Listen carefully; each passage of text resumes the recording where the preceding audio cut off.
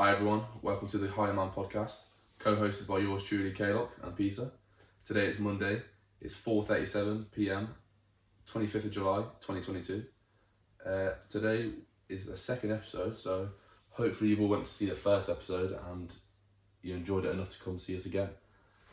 So Peter, and if this is the first time you're watching, then welcome to the podcast. Yeah. And watch the first episode, you can. Yeah, so Peter, got any big news since the last podcast? Well, I think we both do. We mentioned at the end of the last podcast that we did a jiu-jitsu competition at the weekend. Went up to Leeds, and spent the weekend there. Competed. Yeah, me, you and Michael. Drove up on Friday evening. To be fair, it took quite a while to get there, but on the way back it seems to take less time. Yeah, that's not really important, but the competition. You take a little nap in the back, that's why. Yeah, I did. But yeah, drove on Friday night, had a nice evening Friday, then went to the competition Monday morning. I think we got there about... Saturday morning. Yeah, Saturday morning. I think we got there, 10:30? Yeah, I got to comp about 10:30. So my first bout was supposed to be at 11:30, got pushed back a bit, and you have to be there an hour early for weigh-ins. Yeah. So I got there for about 10:30. And start the day. So how were you feeling going into the competition? Obviously, leading up to the competition, you'd been quite busy, so you hadn't been in the training room too much. Yeah, I don't. What's your thoughts going into the competition? I don't know. I had a sort of confidence about going into the competition because of the fact that I hadn't trained in 2 months.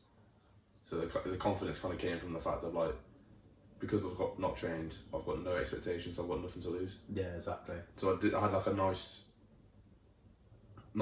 time going into it and being like, alright, I've got no fears about this. Yeah. So I was kind of happy. And then during the competition, it was a bit expected that I was going to lose. Yeah. The first match I had against the person who beat me in my first competition. Yeah. So back in March or April, I think it was April, I had 3 matches in that competition.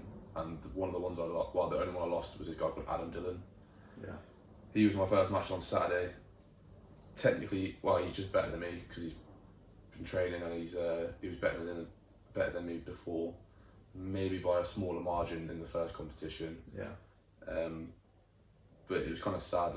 After the competition, we was in the changing rooms and I saw him and we were talking. And it was like, he's a really nice, friendly guy.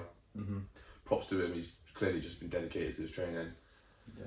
But it was kind of he's in good shape. He's clearly been going training every day. It's something I almost aspire to be. Yeah. And I felt like I just let myself down because I just didn't train. By not training. Yeah, so there wasn't really a sadness about losing. It was more of a sadness of just not preparing. Yeah. Yeah, it's an interesting thing as well. Do you reckon there was a bit of a psychological thing going into it, considering he's your last opponent, or maybe because you've gone against him before, even though you lost, maybe that'll give you a bit of comfort because you know what he's like. Yeah. As opposed to going into it not knowing your opponents at all. Yeah, I mean the first match we had, he got a few points at me. I think it was back in April, and basically just had me in mount, and I just couldn't get him off my mount. Yeah. And then it kind of just dragged on the match, so he beat me on points that time. I think he beat me on points this one as well. But in this one, he had a few more opportunities to submit me, and I escaped them thankfully. But I thought maybe I know his game, but he definitely upped his game because he wasn't just staying on mount and trying to gain points and maintain the points. He was actually trying to submit me and make me make me suffer, not in a brutal way, in a competition way. But so it was right there. I'm surprised I wasn't. I was gonna say I was surprised I wasn't more tired, during the actual match, but it's because my breathing was alright. But I think my body was actually tired. My breathing was under control, but especially in the second match, I could hear the opponent's coach he's talking about me he's tired, jumping in. He's getting in your head, maybe. Yeah. But I was had to allow his coaches the second match, they kept shouting stuff. Yeah, so I didn't really feel like the cardio was a bad thing. It was just the skill. I just wasn't fine tuned. Yeah, it's one of those. It feels like obviously mindset has its role to play, and fitness, but at the end of the day, like it's a game of skill, and when there's enough skill difference, and it's difficult to overcome.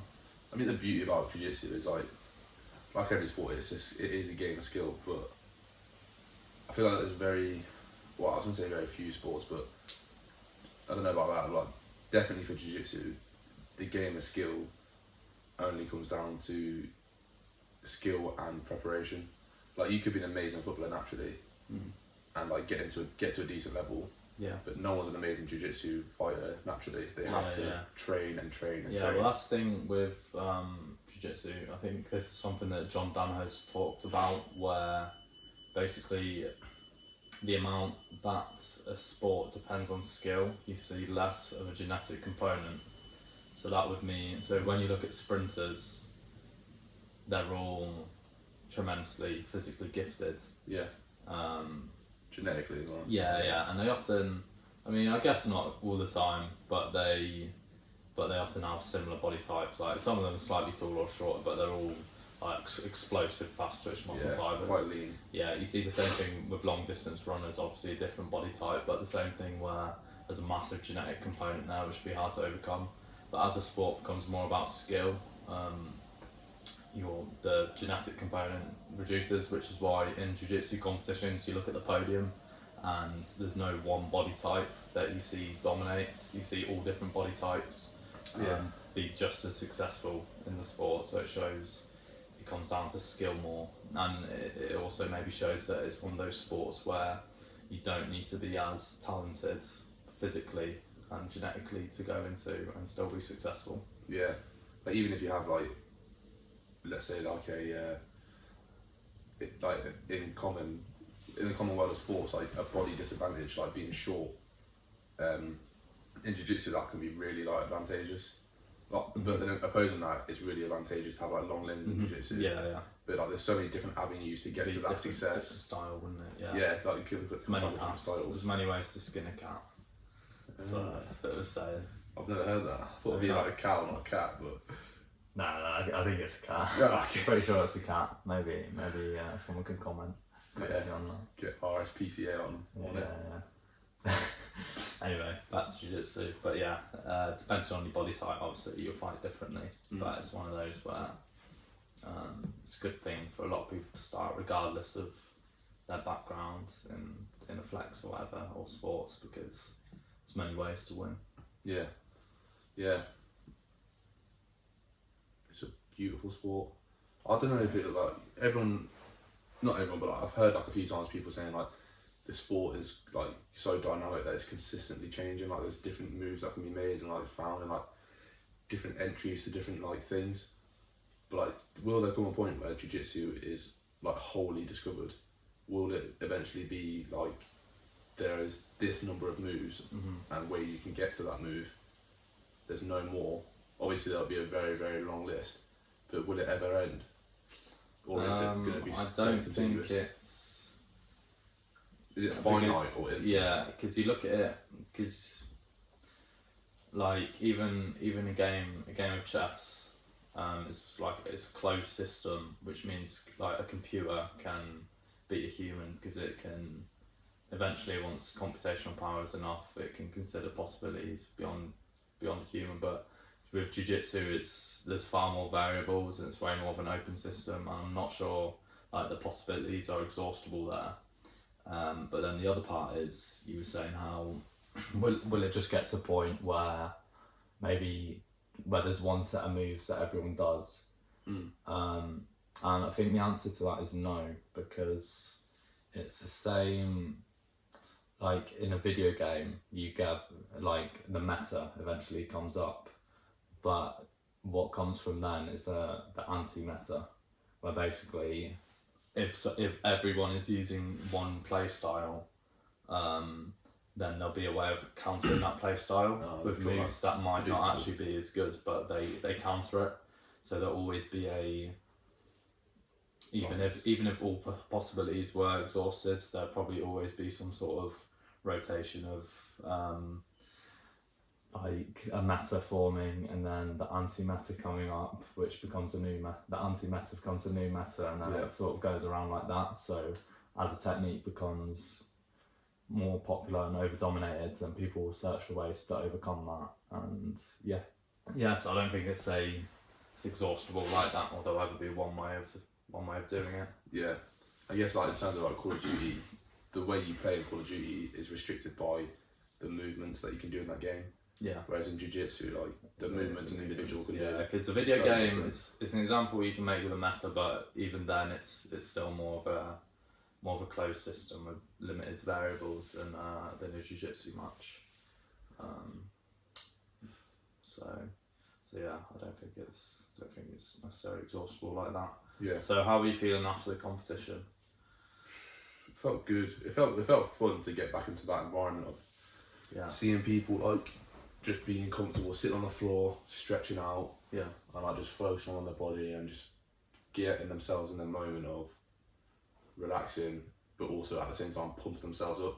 Mm-hmm. Like, it's just a nice being in that environment. I've not been for so long. It's an interesting dynamic that this is something we were talking about, and I was asking Michael and trying to get some different thoughts on it about whether when you're competing you want to be hyped up and like angry and aggressive, or you want to be too calm. You want to be really relaxed and calm. So because you'd say if you're too angry, then you're going to blow yourself out. But if you're too relaxed, then you're not going to do anything. Yeah. But I think maybe it comes down to an individual thing. Like different individuals have different ways to optimize it for themselves. Well, there'll be like in everyone's individual scale, there'll be like the calm and then the aggressive, and there'll be like a good yin yang in the middle. Yeah. But everyone, like each individual will have like a different area where that yin yang will be. Yeah. Like some people who are more aggressive, their yin yang will be closer to that rather than closer to the other side. Yeah. So it won't be like the same for everyone, but and that's interesting as well, because you obviously have that point of balance which is optimal, but you also have the point which you naturally stand. So some people might be. So let's say for some certain individual, they've got some yin yang point of balance between being relaxed but also being pumped up. Yeah. But let's say naturally they're extremely aggressive person, then for them to be more optimal, then they need to focus on relaxing. Whereas if they're a more passive person generally and more relaxed person, then they need to focus on pumping themselves up to get, even if that optimal point is the same, they'd even have to do the opposite thing mentally to try and get themselves to that point. That's interesting. So perhaps it's a thing of the point is the same for everyone, but everyone has a different starting point. Or maybe everyone has a different starting point and the optimal point is different for everyone. So, but either way, I think it comes down to a thing of, it's an individual thing, which I guess you have to go and experiment with. There's no way of analytically determining what the best way is. So yeah, I guess the best way is just doing competitions. Yeah. Although after the competition, I enjoyed it. I didn't really enjoy the losing part of it, but I enjoyed it like enough that I'd do it again. But then I also like had the thought of like, for my jiu-jitsu like journey myself, I just love like going to training and like exploring new moves and like rolling at the end, getting the exercise out of it, and just having the fun of it. Yeah. Whereas competing, it's like it's fun, but competing is like almost to the death. And like sometimes I'm thinking to myself, do I want to go down the route of being that serious every like few months or like however often I compete, or do I want to kind of keep it a bit more laid back, have the option to go hard in training and like be aggressive. So I don't know where I'd find that balance. I guess competing should be done because that's the only way you can test your skills realistically. It holds you accountable, really. Yeah. I want to find the balance of like, if I do compete, it kind of reminds me of what happened with rugby. Like I enjoyed rugby, but I stopped loving it because I just couldn't be asked to like play matches every single weekend and like do the whole thing of it being like a proper like conditioned sport. I just liked it for the fun of it and the recreation of it. Yeah. And I feel like that with jiu-jitsu, and I did like competing the 2 times I have. Yeah. but I don't want to like let myself compete too often and then it become a bit more of a job rather than a love. Yeah. Well, what I was about to say was that that this jiu-jitsu guy says that in a competition it can be like 2 months worth of learning in a day, like. And I've found that from my competitions because I feel like it exposes things very clearly, which it might have taken me months of training to actually realise the problems. So that's one element to it, but obviously it's an individual thing of where you want to take it, because some people, I guess particularly older people who start, like, have no interest in competing and they just want to do it as a hobby, and or for whatever reason they want to do it. Yeah, but exercise, self-defense. But they have no interest in competing as time goes on. But which doesn't mean they won't be amazing. Like some purple belts or brown belts are probably like never competed. They've just been in the same gym for years. Yeah. But then obviously I guess that's something you got to decide for yourself. Yeah. I guess there's no rush with it. I mean, no, I think you can decide to not compete. Try and do one of those competitions you won about the other day. Yeah. Maybe not a September one because I sort of want to have a bit of time to get into the swing of things. Yeah. But then again, I might as well just throw myself back in again because I'll have a few weeks of training before. Yeah. At least. But I like that. 2 months of it could be like X amount of training in one day of competition. The September one is, I think it's just like white belt category. There's no like beginner or. Oh really? Yeah. Oh right. So better get me strikes. Yeah. Nah, I mean. I think it is. So we could be against each other. Although I think the weight class is a bit different. So let's get the same weight. Let's get the same weight. Yeah, I could do. I wouldn't want to compete with you. Yeah. I don't know if I want you to compete with me either. But yeah, so I guess that's something you've got to figure out for yourself. But I think it is quite good maybe to do it in seasons almost, because like I'm away for most of August, so taking a bit of time off training, but then I'm looking at autumn and there's like 3 or 4 competitions within the space of like a month, like a couple months that I'm looking at. I think I can get down for all of them and just get into that swing of things, smash them out, and then probably not do one for like another month or 2 and smash out a few more.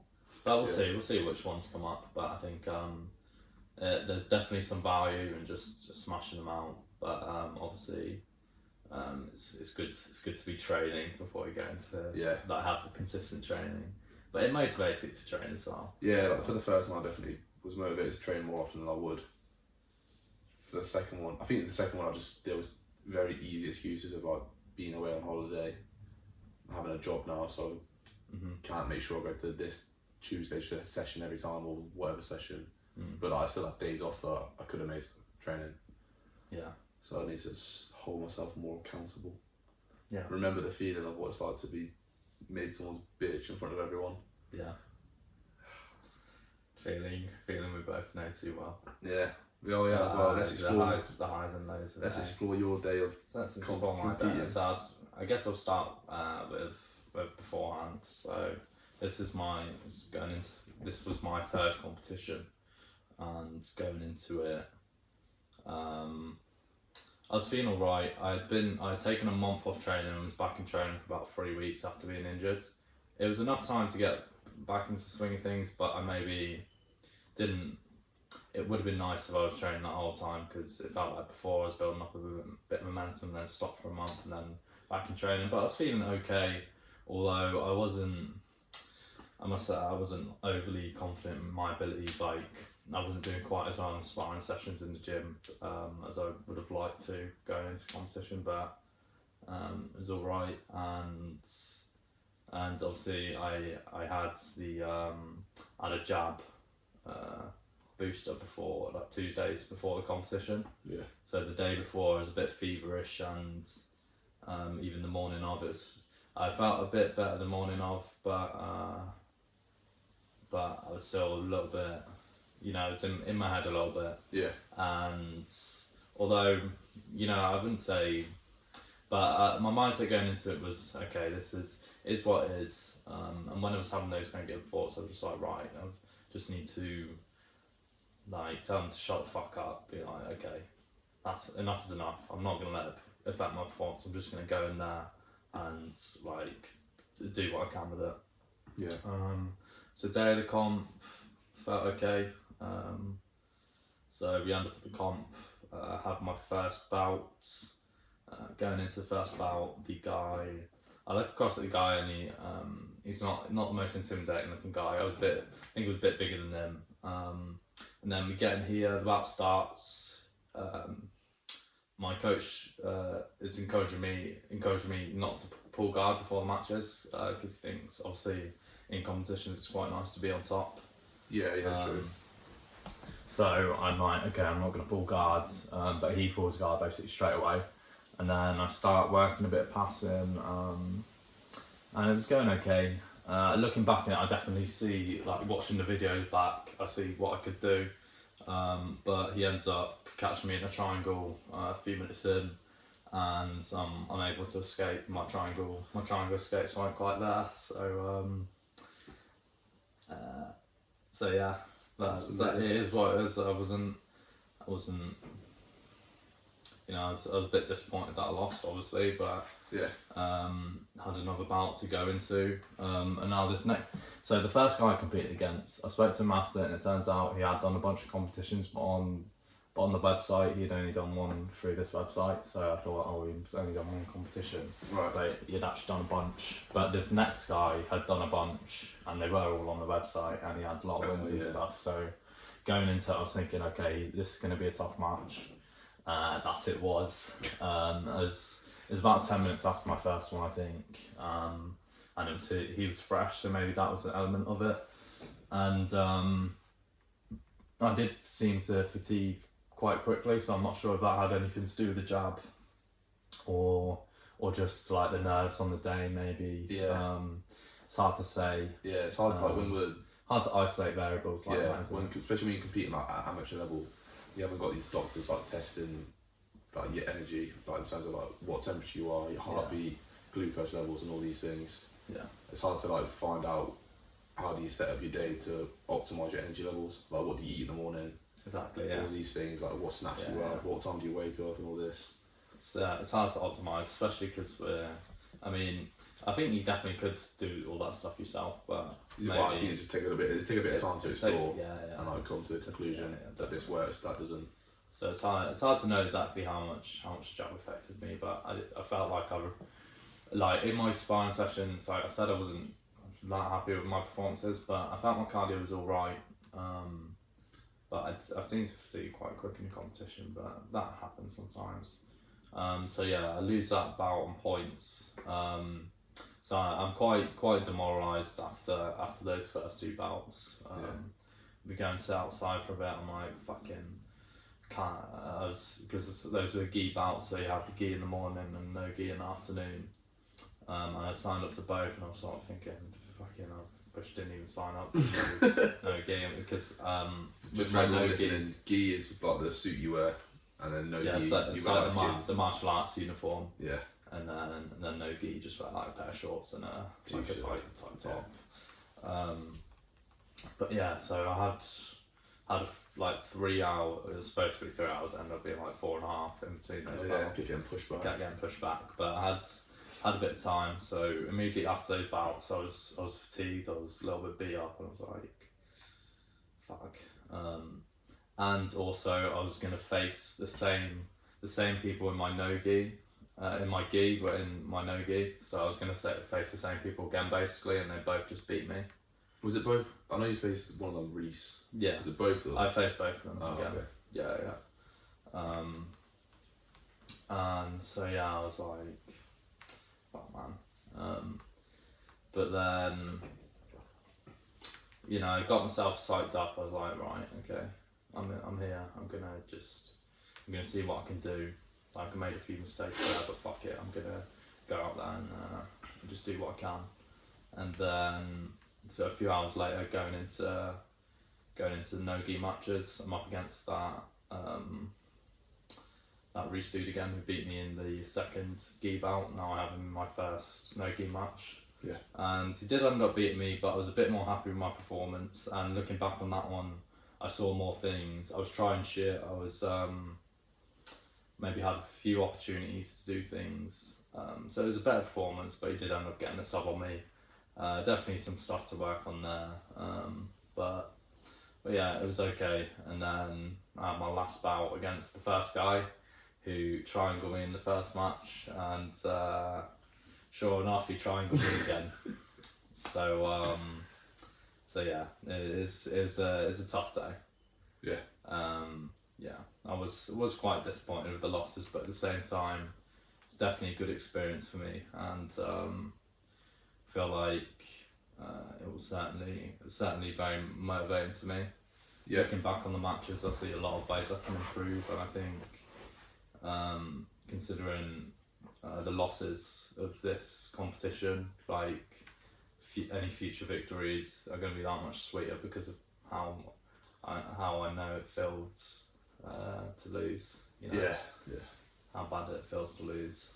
But it was okay. I mean, I was still in good spirits. Like, it is what it is. But obviously, there would be no joy of winning if there was no Pain from losing. So you just go.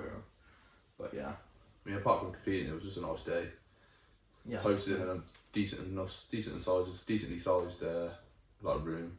Yeah. Had the Progress Jiu-Jitsu gear. Yeah. So we Picked got, up a couple bits. Yeah, rash guard and shorts. Bit of new gear. There's some really nice hoodies there. Yeah, They were on offer, good stuff. I mean, we're not sponsored, so We are shouldn't not. be mentioning the name. No, Maybe we'll beat that out. But yeah, Progress. But nah, it's I good. think they're smallish, but they're like on the rise. Yeah, I'm not sure. I haven't actually seen them before, That guy but I'm goes- sure. I guess they're affiliated with Empire Competitions. Yeah, so. it must be. I think it goes to all of them. But yeah, so they had some nice gear. They had this thing, what they call again, like the Asahi bowls. Sorry. There's like I think it's a Brazilian, originally from Brazil dish, and it's like berries mushed into like a sorbet almost, and you have like banana and fruit on top, and then like honey and like desiccated coconut. But that was fucking tasty. Yeah, I didn't have one to be Oh, fair. man, that too. Fuck's sake. But yeah, they're nice. Everyone else was just fucking friendly. Yeah, some Yeah, I think- huge blokes. Yeah, like, the Jesus. thing about jiu-jitsu is you get a lot of scary looking blokes, but everyone there is really friendly. Like, it's a good community spirit. Yeah, You can always end up chatting to different people there, and it's good as well for the few people from my team there. Some competing, some just come to watch. yeah, But it was good seeing some different people there. no, definitely. So yeah, it's a good day despite the losses. But Well, we got the joy of seeing Michael absolutely but yeah, smash some guys. Michael did really well. Yeah, Yeah. it was good to see that. Good that one of us could Bring you know, up do a trophy. bit of damage there. Yeah, I think he did no gi for his weight class, and then he did absolute in the evening. Yeah.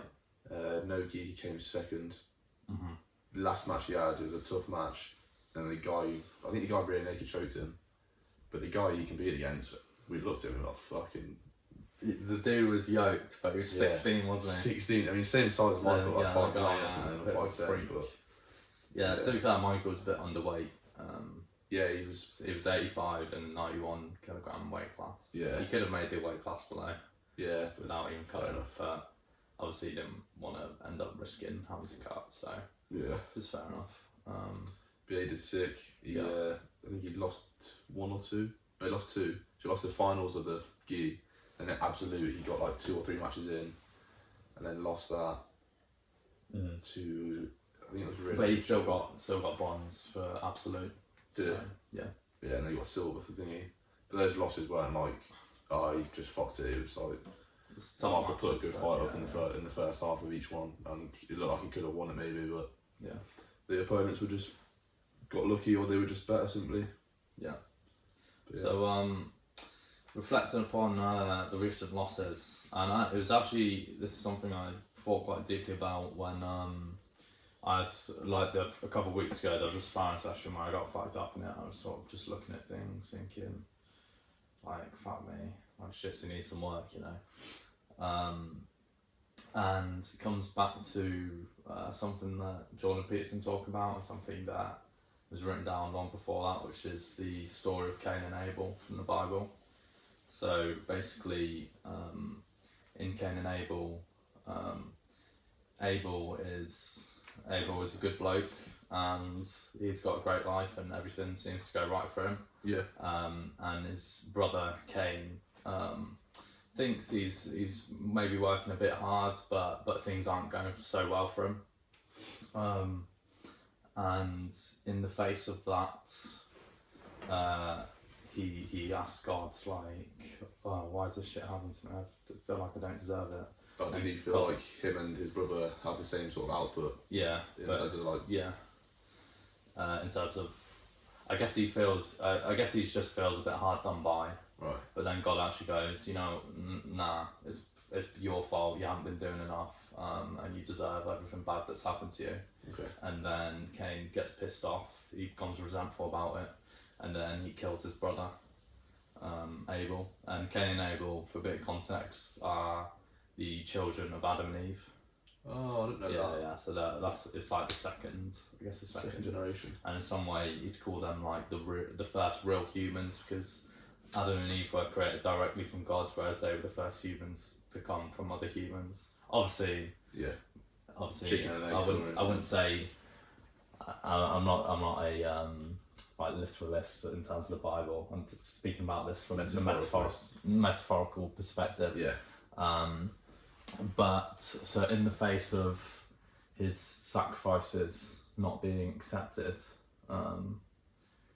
he had the choice to either accept that and to look at the mistakes he's made and own up to them and then move forward in a better way in the future, or he can say, you know what, fuck it, he can curse fate, because with God in this story, you could just almost replace it as just any circumstance which is outside your control. That is what God is, anything outside your control. So in the story, God decided that his sacrifices weren't worth it, but in real life, when you think you're doing something well, but your sacrifices aren't rewarded, like the world is not rewarding your sacrifice, like the world isn't responding the way you want it to. Yeah. So that's a sort of metaphor of God in this context. But you have a choice. You can either say, fuck it, this is unfair, and then what he does is he kills Abel, which is destroying his ideal, because the ideal acts as a judge that he compares himself to, thinking, I wish I was that good. Yeah. But I can't be, and I've determined, and the jump he makes is the reason I can't be, it's because reality is in some way corrupt, and it's not in my control, so he destroys his ideal. And yeah, it's just not so good, really. But the thing I was reflecting on with my jiu-jitsu abilities was I've been training for a couple of years now, and I've been relatively consistent with it, and I feel like I should be getting quite good now, but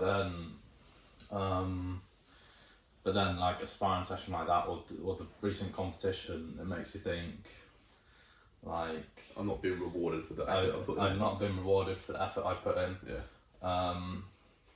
But you when that happens, you have a choice. You can either say that it's unfair, you can say that other people are lucky and that you're unlucky, you can curse God, and you can destroy your ideal.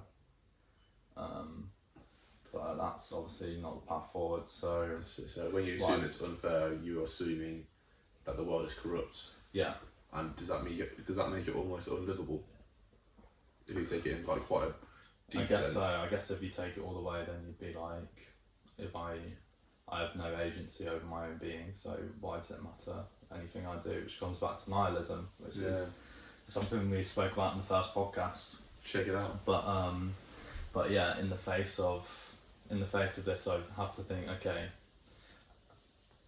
God isn't accepting my sacrifices, or the world isn't accepting my sacrifices. So the way I do it is I have to look, okay, how have my sacrifices been subpar? What more could I be doing? What reasons are there for why, even though I've been training, I haven't been progressing as well as I could have? And ultimately that's going to lead me to become better at jiu-jitsu, I guess a better person overall. in the face of adversity, being able to take responsibility for things not going well. We spoke in the last podcast about taking responsibility when something out of your control, which is bad, happens, about how that's the best response, and even if it is unfair, that the best response is to take responsibility. But so this is that exact same idea, but it's in a slightly different context of it's not something bad happens, but it's something good doesn't happen, even though you might think you deserve it. Yeah. But I think it's best to adopt a mindset of complete agency over your own life, and to think if something I wanted to happen doesn't happen, then that's because I didn't do something that I could have done. To ensure it doesn't. Or your expectation. Or it does come down to a thing of you need to control your expectations, and perhaps you were arrogant to think that you could have gotten rewarded so quickly or progressed so quickly. Yeah. So there's a balance there, but ultimately you need to reflect upon these things and make sure you don't become resentful about not being rewarded in the way you like, and make sure that you don't then go on to destroy your ideal, which for me, like, to destroy my ideal here would be to say, fuck it, I'm just going to quit doing jiu-jitsu because I haven't made a progress. Oh, it's not for me, I'm not gifted, I'm not talented enough. Yeah. But I think ultimately, it's going to benefit me, because people who maybe have it easy in the beginning, they'd maybe slack off later on and never actually be able to go all the way. Whereas when you have it difficult in the beginning, you learn that it is going to be difficult, and in the face of that, you need to take responsibility and do more when you don't get the result you want. So yeah, that's some reflections upon my poor results, and the sort of philosophy I'm trying to implement. Obviously there are moments where I'm like, especially, immediately after, when you're still in the heat of it and you're like, fuck it, you're like, shit, man. Yeah. But that's the mindset I do my best to try and uphold with jiu-jitsu. And that's like, people talk about like the different life lessons you learn from jiu-jitsu, so that's one of them right there for me. Yeah. Which would maybe translate to other things. Yeah, I remember Jocko Williams talking in one of his recent podcasts. I think he was a guest. I think it was Modern Wisdom. He was a guest on, and they're talking about jiu-jitsu, and then they got into a conversation of Jocko's son asked him, "Are superpowers real?" And then Jocko goes, "Yeah, jiu-jitsu." Yeah. And there's just so many That's things awesome. you can learn from jiu-jitsu. Mm-hmm. But obviously, there's the self-defense, there's the cardio, there's they're like the literal things. Yeah, but like the objective things. I think the biggest thing that I can like gather that comes from jiu-jitsu is like the breakdown of the ego. Yeah. The humility you get from like one session, or in the same session even, you go up against like two new white belts and you just fuck them up, just like, fuck me, Mr. Big Bollocks over here, I can do what I want. Yeah. Then you come to a blue belt or a purple belt and then they just fuck you up, you're like, oh. Just gives you that grounding back down to earth, and you're like, alright, I can't assume that I'm better than someone else. Yeah. Not necessarily that you should assume someone's better than you, but it is. It's when it puts you in a place, puts you at a point in the hierarchy where because the abilities are clear and that you test upon abilities, that you're now in a position where you can grow and improve and move up that hierarchy. yeah, It is very clear where you are in it. yeah, Even though it can be painful to accept, and that's probably why a lot of people quit, because it's painful to lose, but ultimately that's what makes you grow. yeah. I mean, getting on to another philosophical question. Okay. If we're ready to move on. Moving on to like a thing I was thinking about earlier today and the other day. Listening to the podcast, I kind of gathered a question of like, should every action we make align to what we value most? So like, because we've evolved to have conscious, maybe not to have, but we've evolved with conscience, and that has the ability to develop values on what we think is good for us rather than just act on instinct like an animal would. Does that put responsibility on the individual to assess every action they make and ensure each action aligns to those values. Like for example, if you have like a scholar who's like a professor, Yeah. it's quite clear that to get to the position they're in, they definitely value understanding and learning different things in like a very deep way. Yeah. Would it be right for that scholar to like watch Netflix and like almost waste their time for like an hour a day? Because it completely, watching Netflix, if it's like entertainment value, completely goes against their personal value of learning and understanding the world. Yeah. So should every action that humans make be consistent with their values?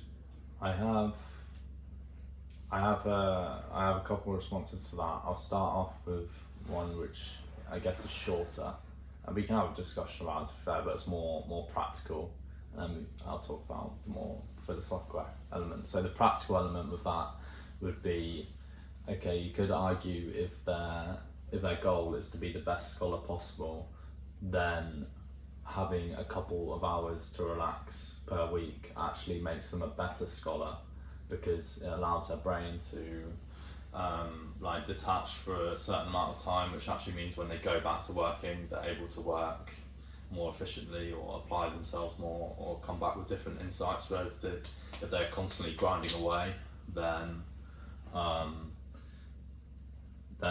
they might just burn out and their work, they might not produce as much quality work. So there's that practical element,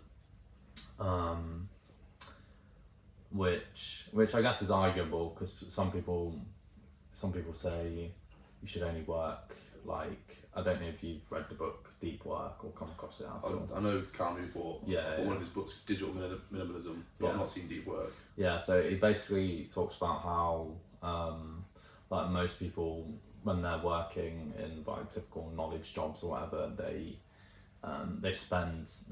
out of their like 8-hour day, they only have like 1 or 2 hours of actually work produced, because they're funny around, having emails, having meetings, going to get coffee, being distracted by things. Yeah. So they never actually get some solid work done. Whereas one could argue that working like efficiently for like absolute deep focus for like 3 hours a day is the best way to do things, because anything more than that you'd be burnt out.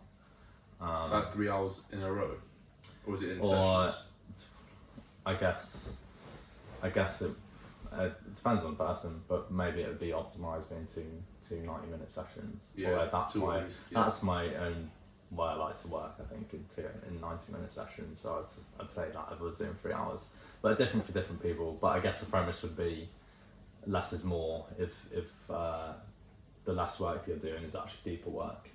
But then some people argue that no, like the way you actually become successful is by like the person who puts more hours in, gets more reps in with whatever they're trying to get good at, is going to become better. Like the 10,000 hour rule. Yeah, exactly, because that exactly is about time. It's literally just about time. Yeah, so there are different ways of looking at it. So that's different. There's a couple of different work philosophies. Do you want to explain what the 10,000 hour rule is? The 10,000 hour rule. So I guess who came up with it? I'm not too sure who came up with it. But I think it's the general premise of it is, if you put 10,000 hours into anything ever, you will inevitably end up an expert at it, or like the best at it, or like the best you could be at it. Yeah. You'll become a master. Yeah, that's it. I think it's about mastery. Yeah. Obviously, it's just someone's idea is, do you need 10,000? What is 10,000 hours? It gets tricky as well, because like it's maybe a bit simplistic to say you need the same amount of time for everything to master it as you would for anything else, because different. That deep work goes kind of against that. It says exactly. You could do that 10,000 hours in 7,500 if you do it more productively. Yeah, and you'd actually be doing. You'd get more out of that than doing 10,000 hours, be a better because master. Those would be deeper hours. So yeah, it's different. It's hard to say. So those are like the practical elements of it, where you think, okay, what is actually the optimal way to be the most productive possible? But I don't think that's really what the question, the original question was about. It's more about, should you commit your entire life towards your, if you know your value purpose. propositions. Yeah, should you commit your entire life to fulfilling them, and is it maybe you'd say, is it a sin to do anything else? Yeah. Have you got thoughts on that? I'll let you.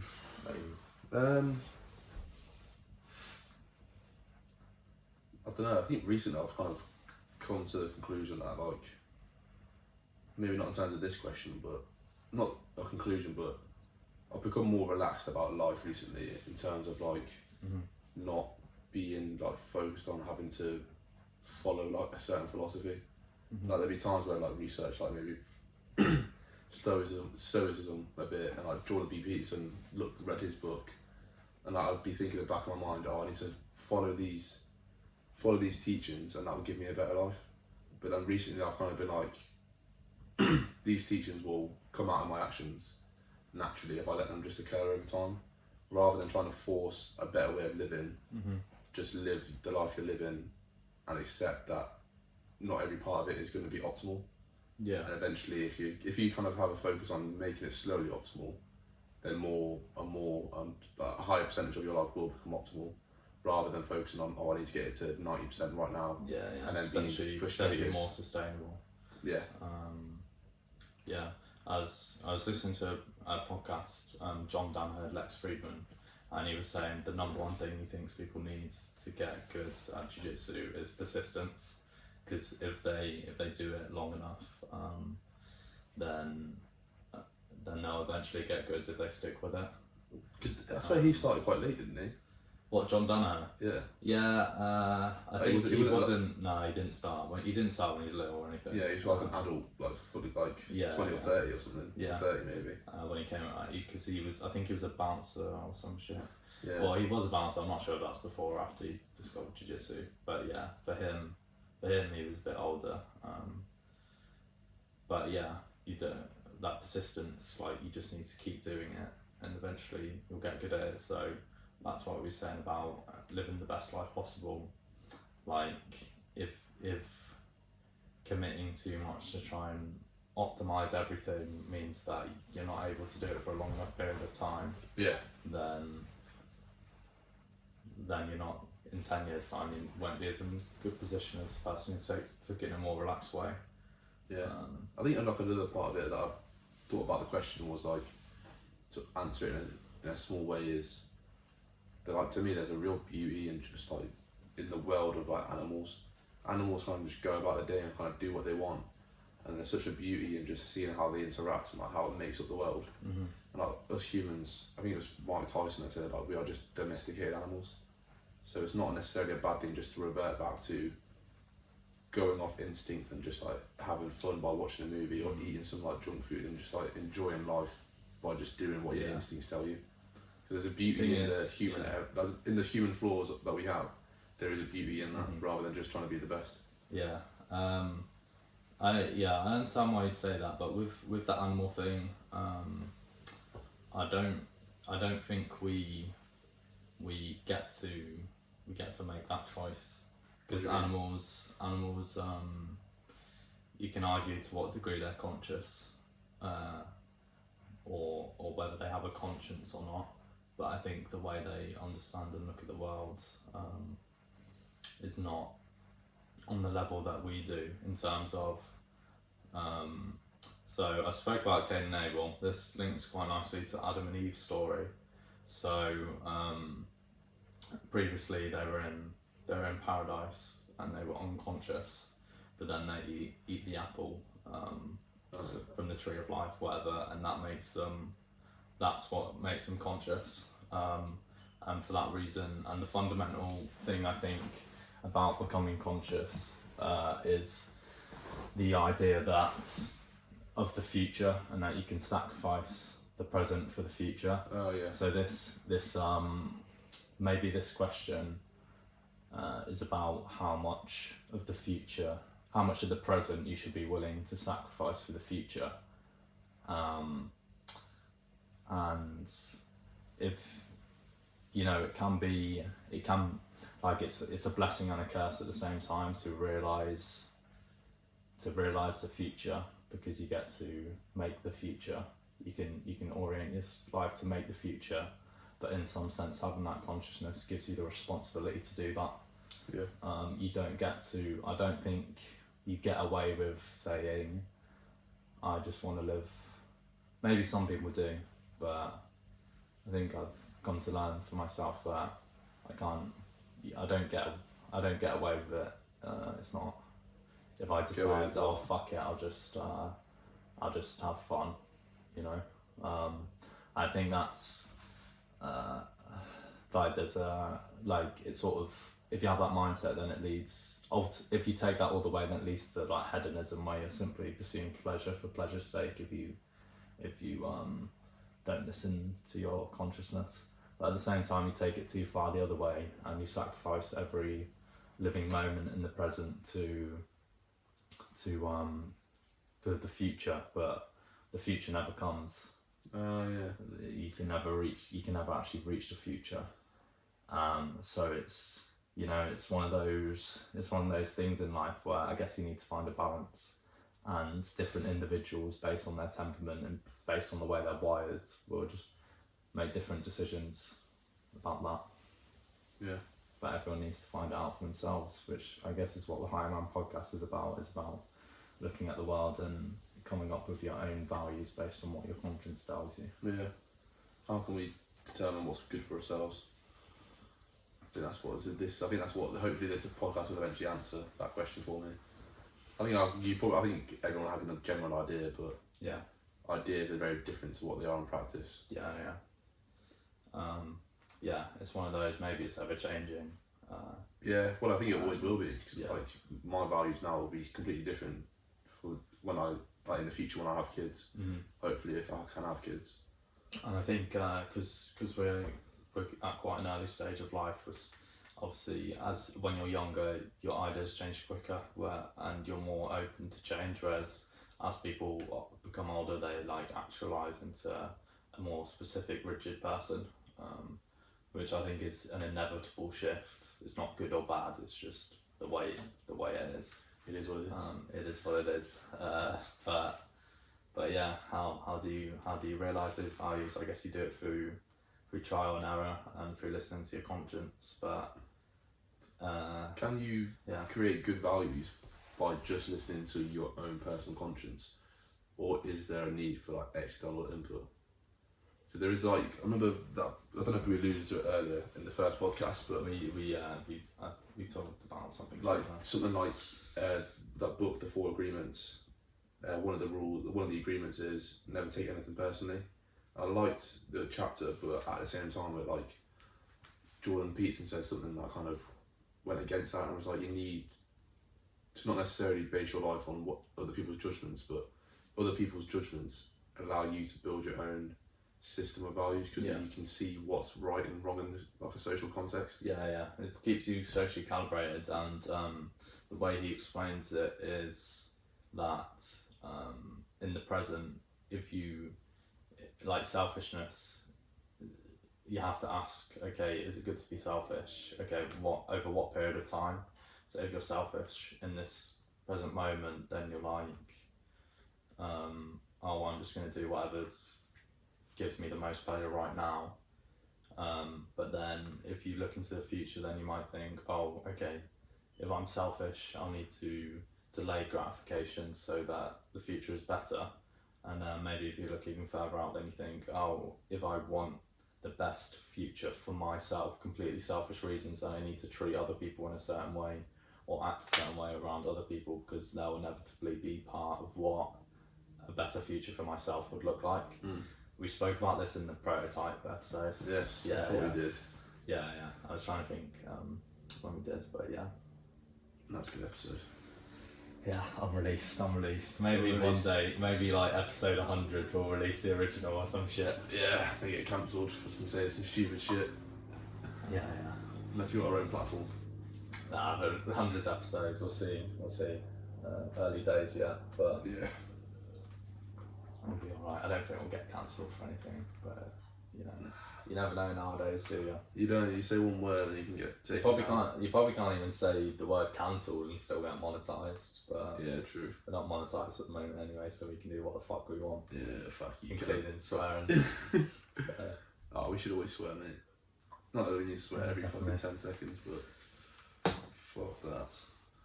Yeah. It's an interesting thing with swearing. Because, I think I swear a fair bit, but it's one of those things where I think swearing more, like swearing less. The less you swear, the more impactful it is. Yeah.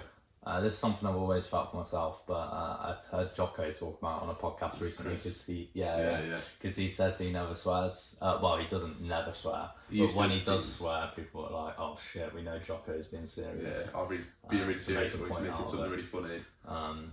It brings attention. Because I swear a bit, but for example, like around my parents, I don't really swear that much, but I'll often do it for like comedic effect because it adds extra shock value. Yeah.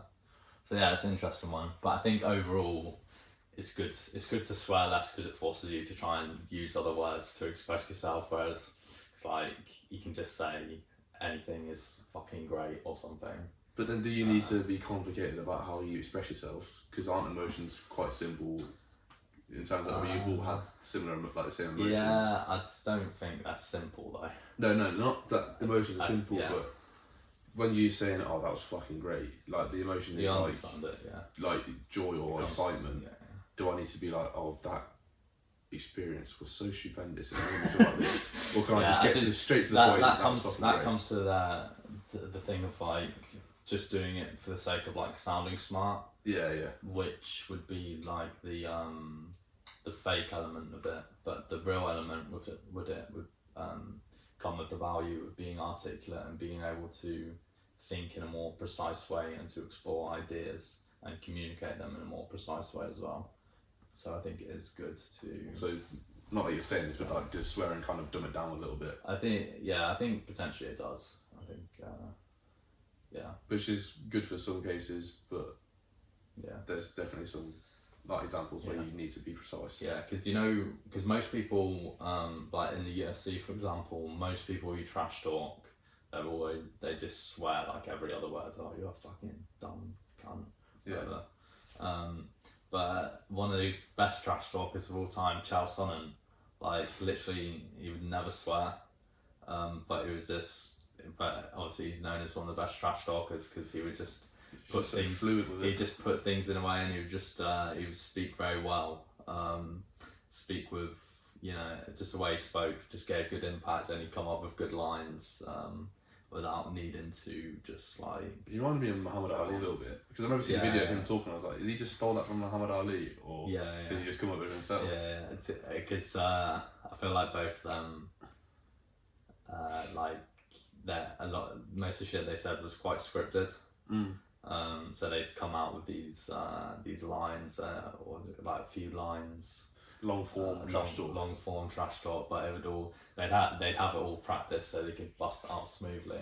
Which is one of the things that you could argue makes McGregor better was it didn't really seem like McGregor was like that because he would drop trash talk, especially early in his career. His trash talk got a bit shitter more recently, I'd say, but that's probably because he's not beating everyone now. So but early in his career, he was just like off the cuff, like it seemed like everything he said was off the cuff.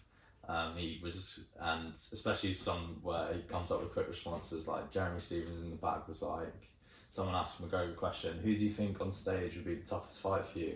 And then Jeremy Stevens was in the back saying, "This guy right here." And then he started saying some shit, and then McGregor just looks around. Who the fuck is that guy? Just absolutely brilliant. It's maybe the best one-liner in the entire UFC trash talk history. It kind of reminds me of like McGregor's almost akin to like Theo Von in terms of like the comedy world. Yeah. Theo Von's so fucking amazing off the cuff. But like you were saying, Andrew Schultz. He's so good. But Andrew Schultz is very good off the cuff as well.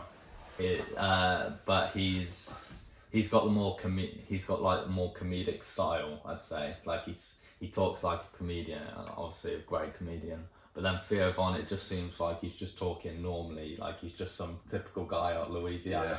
But just the shit he comes out with is absolutely hilarious. Oh, he's just so funny. But yeah, you don't see a lot of trash talk in jiu-jitsu, I guess. I think But Gordon Ryan talks a bit shit, to be fair. He's up with the big but it's ones, less common than MMA, I guess. Because everyone's just so fucking I think, humble. like jiu-jitsu, it's a lot more. Well, everyone's very friendly as well. I think especially, but obviously the main thing with jiu-jitsu is Brazilian jiu-jitsu, but I feel like the traditions of like, obviously it came from Japan. Yeah. The traditions of like respecting your elders and having respect for everyone competing, which I'm not 100% sure on this, but I'm guessing that's a very big part of the Japanese culture. Yeah, I think it's like kind of flowed through. Like you yeah. have to respect everyone on the mat. You are trying to fight to the death almost, but you can't like just be a cut. Yeah, it's interesting you say that because like more traditional martial arts like karate or taekwondo or judo, they have much more traditional stuff. So they have to. I don't know the exact practices, but I think they have to bow like every time they come on the mat. Yeah, I've heard that. They have to call like their instructor sensei or whatever. Whereas jiu-jitsu is a bit more like a brotherhood. You're like, oh yeah, what's going on? Like, so it's a bit more chilled out, but I think ultimately that it does have that respect which underpins it, which I think comes with all combat sports because, like obviously some people shit talk when it comes to making fights to make money, and there is the element of combat sports which is, you could say it would attract aggressive people. So aggressive people who like to cause shit might talk shit to people. Yeah. I think more than that because it's quite commercialised it now, isn't it? Yeah, but I think on a fundamental level that combats that agreed mutual violence where you're both doing it, but it's cooperative in the way where you've agreed to do it, and you're both in some sense doing it for each other's improvement. Even though, especially that's a philosophy when training really. Yeah. But it comes with that respect and that brotherhood because it is such intense sport, really. Yes. Well, to be fair, though, saying like that about people shit talking after every boxing match or like every UFC match. Well, not every, but most of the time. Yeah. There's that such a nice like greeting between both those fighters where they're like, that was amazing. They hug out even no matter what shit they were saying before. Occasionally they don't. Yeah, McGregor. Occasionally is or like Masvidal against Colby Covington.